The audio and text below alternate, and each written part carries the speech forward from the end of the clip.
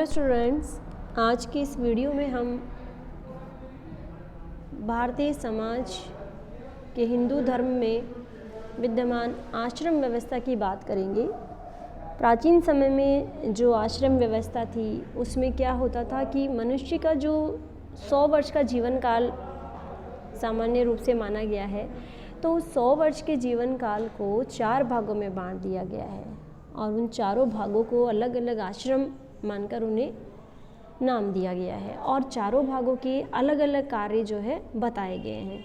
और अंत में कहा गया है कि यदि मनुष्य इन चारों आश्रमों में रहते हुए उनके नियमों का पालन करते हुए अपने कार्य को पूरा करता है, तभी मनुष्य को मोक्ष की प्राप्ति होती है।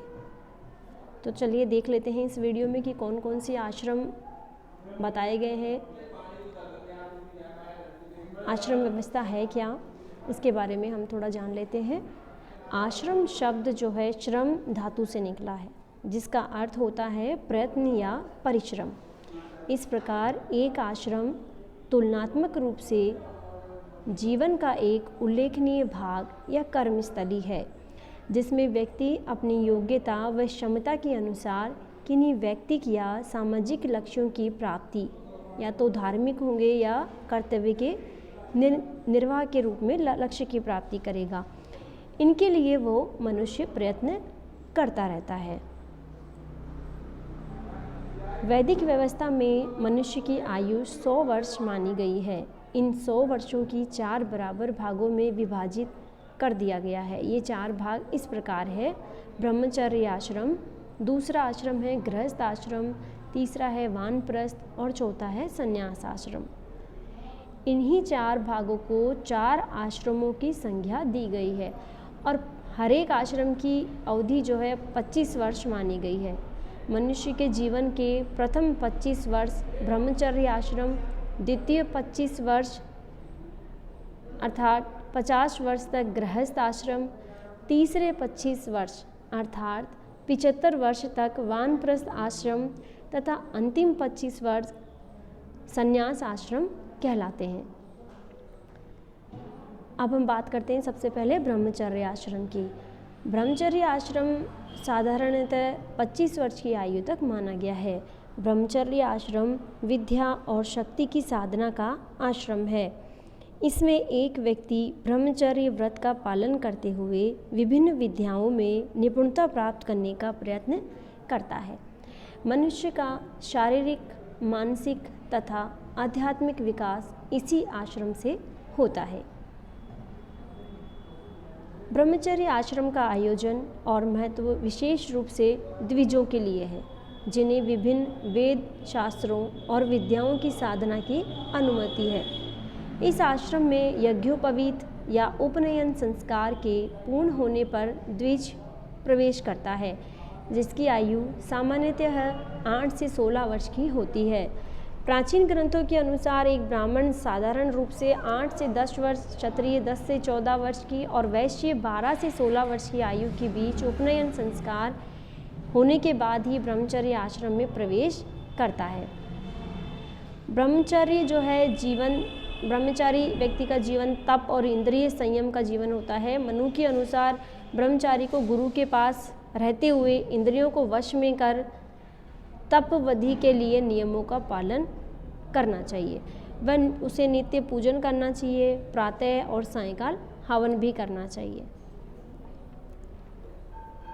ब्रह्मचर्य भोजन के लिए गृहस्थों से भिक्षा प्राप्त करे, किंतु निम्न व पातकी लोगों से तथा साधारणतः अपने कुल बांधव, जाति व गुरुकुल से भिक्षा प्राप्त न करे। देखिए, ये ब्रह्मचर्य आश्रम में रहते हुए कुछ नियम थे जिनका पालन व्यक्ति को करना पड़ता था और तभी माना जाता था कि उसने ब्रह्मचर्य आश्रम का, उसके नियमों का, उसके कार्यों का सही रूप से पालन किया है। वह प्रतिदिन भिक्षा मांगे, लेकिन किसी एक का ही अन्न ग्रहण न करे और न ही भोजन का संचय करे। ब्रह्मचारी को गुरु की आज्ञा का पालन करना चाहिए। अब दूसरे की हम बात करते हैं गृहस्थ आश्रम, जो कि ब्रह्मचर्य आश्रम के बाद आता है। सामाजिक जीवन का आरंभ तथा अंत इसी आश्रम में होता है। सामाजिक दृष्टिकोण से गृहस्थ आश्रम सबसे अधिक महत्वपूर्ण माना गया है। साधारणतः ब्रह्मचर्य आश्रम के समाप्त होने यानी कि 25 वर्ष की आयु तक व्यक्ति शारीरिक और मानसिक दृष्टि से इतना समर्थ हो चुका होता है कि वह जीवन में अर्थ और काम की उचित साधना और विभिन्न पारिवारिक व सामाजिक उत्तरदायित्व का निर्वाह कर सकता है। सामान्यतः इस आयु तक व्यक्ति अपनी शिक्षा पूर्ण कर विवाह करके गृहस्थ में प्रवेश करता है। जीवन की यही 25 से 50 वर्ष का भाग जो है गृहस्थ आश्रम कहलाता है। इस आश्रम में प्रवेश करने के बाद व्यक्ति संतान उत्पन्न करता है। वह अपनी पत्नी तथा बच्चों का पालन पोषण करता है।